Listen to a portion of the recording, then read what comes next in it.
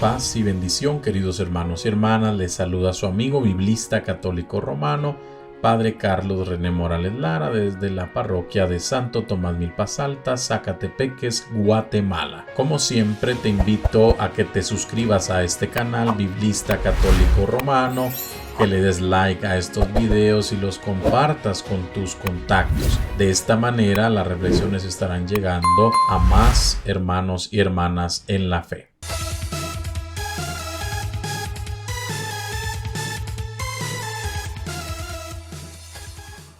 En este octavo domingo del tiempo ordinario meditamos la tercera parte del discurso de la llanura, el cual en términos generales presenta a Jesús como la máxima expresión de la misericordia divina. Las enseñanzas sobre el ciego que guía a otro ciego y la de los árboles que dan frutos buenos o malos en Mateo están aplicados a los fariseos y a los falsos profetas, mientras que en Lucas se aplican específicamente a sus discípulos, de acuerdo a Lucas 6:20. Que de este modo son invitados a hacerse una autocrítica seria o bien una profunda revisión de vida. El contenido de las frases se comprende mejor a la luz de las comunidades a las que el evangelista se dirige. Sin duda, queridos hermanos y hermanas, hay problemas internos en las comunidades. Existían ciertos cristianos que se consideraban ya perfectos, una especie de superdiscípulos, y que se dedicaban a adoctrinar a los demás y a convertirse en sus guías espirituales. Especialistas de coaching cristiano, diríamos hoy. Tales superdiscípulos se caracterizaban por la convicción de que ya estaban convertidos del todo y por ende podían ser jueces de sus hermanos. Esto reflejaba en ellos la tentación del fariseísmo al autoproclamarse sabiondos y superiores a los demás, inclusive del propio maestro, como si la religión fuera algo que se dijera y enseñara para los demás y no para ellos mismos en primer lugar.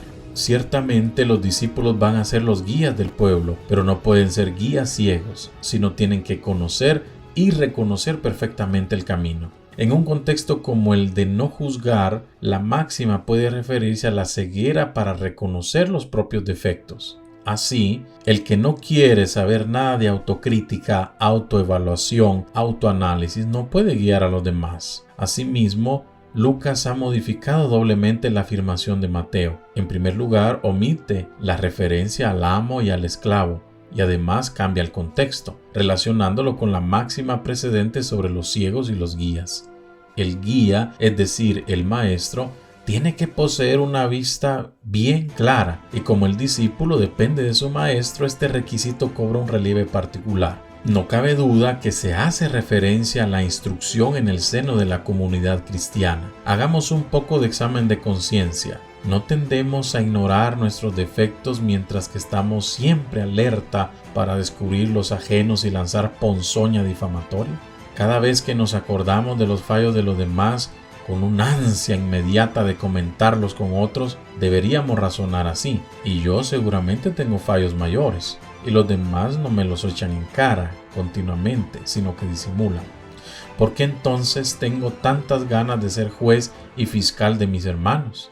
Eso, hermanos y hermanas, se llama hipocresía, uno de los comportamientos que más reprochó Jesús. De hecho, el término hipócrita hace referencia al que responde, y en su evolución semántica llegó a significar tanto en el griego clásico como en el helenístico no solo intérprete, expositor, sino también orador e incluso actor de teatro. Su aplicación al actor de teatro dio origen a una transformación semántica que llegó a cuajar en el significado de embustero, farsante, charlatán, comediante, exhibicionista, en buen chapín un recasaquero y un ponededo. Pero no se puede afirmar con absoluta seguridad que ese significado tuviera un sentido ético peyorativo en el griego profano anterior al cristianismo.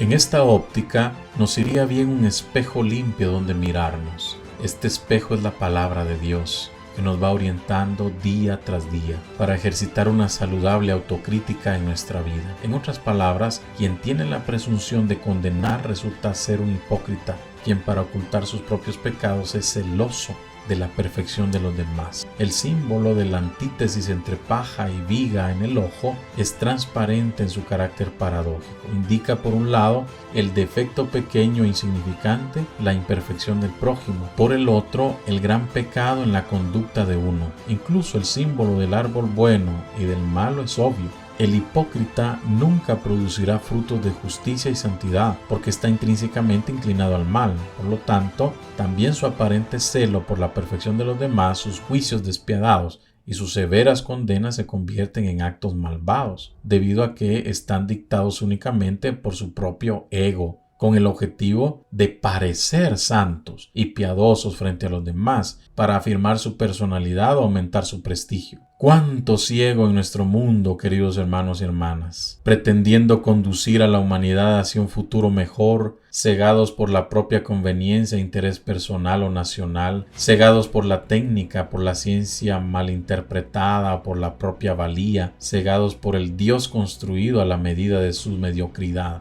Por otro lado, el significado de esta parábola puede ser una óptima ayuda para el discernimiento espiritual. Es inútil hacer programas súper ambiciosos, presentarse como bibliotecas de la ley andantes e íconos de la santidad, ya que existe un criterio infalible para medir la gravedad de lo que se dice y los frutos que se producen. El árbol está enraizado en la tierra. Lo que se ve explica lo que no se ve, y esta es una operación de honestidad. Así también es el ojo, el que tiene sus raíces en el corazón. Si nuestro corazón y nuestra tierra es el Señor Jesús, en consecuencia, nuestro ojo ilumina, mira con compasión. Una vez más, la proclamación litúrgica del Evangelio debe llevarnos a elegir aquí, dentro de la complejidad de su enseñanza, el aspecto evidenciado por la primera lectura. Se trata ante todo de la palabra que sale de la boca del hombre y que descubre lo que él es. El Salmo advierte: no elogies a nadie antes de oírlo hablar. Al verdadero discípulo de Jesús se le reconocerá lo mismo en sus palabras que en sus obras. En la primera lectura se señala como criterio para juzgar sobre la personalidad de una persona la palabra que sale de su boca. Las palabras de Jesús acerca de la abundancia del corazón no pueden considerarse moralizantes. Se trata más bien de la ontología del discípulo. En palabras sencillas, si el discípulo es realmente lo que es, si está revestido de Cristo, si recibió ya la gracia del bautismo, la unción del Espíritu Santo en la confirmación y demás sacramentos, lo que diga le manifestará, le pondrá en evidencia, se dará color, diríamos, se hará sinodal. En este sentido, el cristiano, con toda su personalidad, está comprometido en lo que ha llegado a ser por el bautismo y por su pertenencia a Cristo. Por tanto, al discípulo se le reconoce por sus frutos. Pero aquí valen estas preguntas. ¿Soy discípulo auténtico del Señor? ¿Comprendo lo que significa esta misión? ¿Estoy más atento al error, debilidad y caída de los otros antes de mis propios errores, debilidades y caídas? ¿Vemos fácilmente los defectos ajenos y por el contrario somos gravemente miopes para los propios? ¿Comprendo que es momento de mirar hacia adentro, de llevar a cabo una revisión de vida? ¿Le pido al Señor ayuda para conocerme y arrancar las raíces que no me permiten ser un discípulo auténtico? Entiendo que no soy quien para juzgar ni criticar a nadie, y si en vez de juzgar me comprometo a acompañar, iluminar y ayudar a encontrar el camino a los demás. Pensando en la comparación que Jesús nos presenta sobre el árbol y sus frutos, ¿cuáles son mis frutos? ¿Estoy dando frutos y de qué tipo? ¿Entiendo que nadie da lo que no tiene? Entonces, para dar amor, en mi corazón debo cultivar amor. Además, el discípulo de Jesús debe ser capaz de orientar a otros hacia Jesús, no hacia sí mismo. El punto de referencia, el centro es siempre Jesús. Quien pierde esa referencia queda ciego, no reconoce a Jesús, no comparte su visión. Jesús llama a los fariseos guías ciegos porque no ven, no reconocen la intervención salvadora de Dios que se está dando a través de Jesús. Ellos están preocupados de si Jesús cumple o no la ley, de si respeta el sábado o no. Les molesta que Jesús cure en sábado. No les interesa el bien que Jesús está haciendo a las personas que han acudido a Él. A través de las acciones de Jesús, Dios manifiesta su misericordia hacia personas despreciadas y marginadas, a las que levanta de su miseria y devuelve su dignidad de hijos de Dios. Los fariseos están dentro de un pozo, diríamos. Solo ven su propio proyecto de presunta perfección, aquella que los hace llamarse a sí mismos separados, que es lo que significa fariseos. Al parecer, Jesús percibe en sus discípulos la tentación del fariseísmo. Por eso advierte contra la actitud de quien juzga al hermano por hechos minúsculos y en cambio no ve la gravedad de su propia conducta egoísta. Sacarse la viga del ojo significa examinarse constantemente, evaluar la propia conducta, reconocer los propios pecados y pedir perdón. El discípulo de Cristo ha de tener, por lo tanto, su propia manera de ser, la de un bautizado que se ha revestido de Cristo. Todo lo que dice, como todo lo que hace, le compromete a él y compromete también a Cristo y a la Iglesia. Estando en el mundo, formamos parte de una creación nueva. Sin embargo, ni por un instante podemos desinteresarnos del mundo ni retirarnos a nuestra casa para estar seguros de que respondemos perfectamente a lo que somos, pero siendo indiferentes e insensibles al sufrimiento, sobre todo a causa de la presente pandemia. Si somos conscientes de lo que somos, nos vamos a sentir en la obligación de ponernos cada vez más al servicio del mundo, sin necesidad de caer en el complejo de camaleón, es decir, volvernos expertos en camuflaje y maquillaje de lo que no somos. El cristiano maduro en su fe, queridos hermanos y hermanas, que a diario se mira en el espejo del Evangelio, debe ser sumamente crítico consigo mismo para ver si su comportamiento se ajusta al plan de Jesús. Con esta actitud de autocrítica verá más claro, comprenderá mejor y ayudará al prójimo a liberarse de su mota en el ojo. La Cuaresma será un tiempo oportuno para trabajar en ello. Por tanto, quien se autocritica y autoexamina aprende a ver con compasión, y para ver la viga que tenemos a veces en nuestro ojo, no hay nada mejor que examinar nuestras acciones. En todo caso, los frutos, las buenas obras, darán el veredicto de la bondad o maldad de cada uno de nosotros. En palabras del Evangelio, la medida de la viga o de la mota del ojo. Crítica y autocrítica deben ser una expresión siempre del amor que uno se tiene y del amor que se tiene al prójimo. Si no van envueltas de ágape, harán más daño que bien.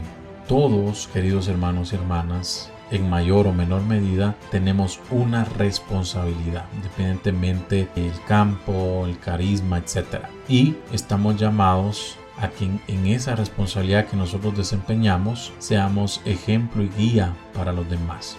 Busquemos siempre en Jesús esa luz que nos conduzca y nos haga capaces de hacer luminosa nuestra vida y la vida de los demás. Ojalá que seamos capaces de convertirnos en influencers de gestos solidarios y apartarnos de los ciegos que guían a otros ciegos. El propósito que quiero plantearles en base a la liturgia de la palabra de este domingo es el siguiente. Con la ayuda del Señor, tratar la manera de que hoy no critique o juzgue en forma destructiva la manera de actuar de las personas con las que me encuentro. Desde ya les deseo un bendecido octavo domingo del tiempo ordinario del ciclo C. Shalom para todos y todas. Cuídense mucho.